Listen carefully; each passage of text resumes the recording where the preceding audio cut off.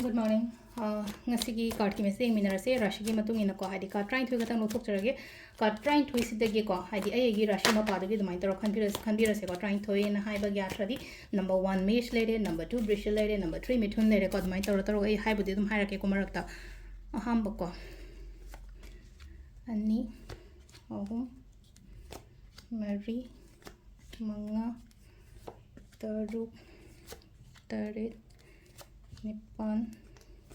mapan tara tramathoi trainthoi ko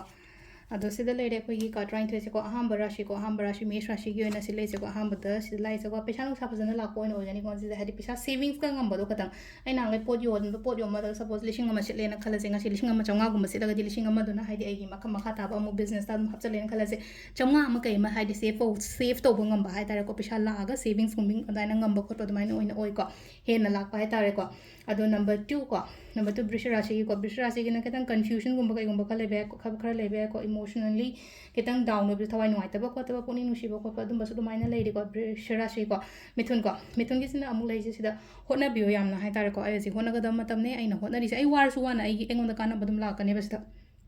karkat hina haidi problems kumba lera magati lotion bo oin oiba do hai tare ko ai gi problem nam lotion laga inong nong na kaino ma hobo ko ko mai tale ko karkat sina aduga mathangi ko singara shi gi sina leina ko aina mi gi damakta mating to bani khangde mi na ai gi damakta to birak pani khangde maina give and take gi maina energy ma lai ko silai sa sisina akoi gi keno gi ko singara shi ko mathangi kaina gi sina leina ko haidi posing se ai gi site ta loina oiba do maina oina oi ko haidi aina mai pa pani khangde ina tawri ba thabak tu dai ngon mangal oi bani khangde amai taro ko haidi mathangi tularashi gi haidi pau nuai bungum ba maina lak pa ai ko ngonda pau nuai bani khangde arapa de keno ma lak pani khangde aduga ina sum ningjaba khochaba du maina du to phangba du maina piri ko duga kaino sida na ko khoi gi project sina ko aingonda change ama lai sida ko haidi change ama ga di keno ma big happy change kumba du maina su oi ko ado thabai khang to matam da kitang keno to ko yam ka haina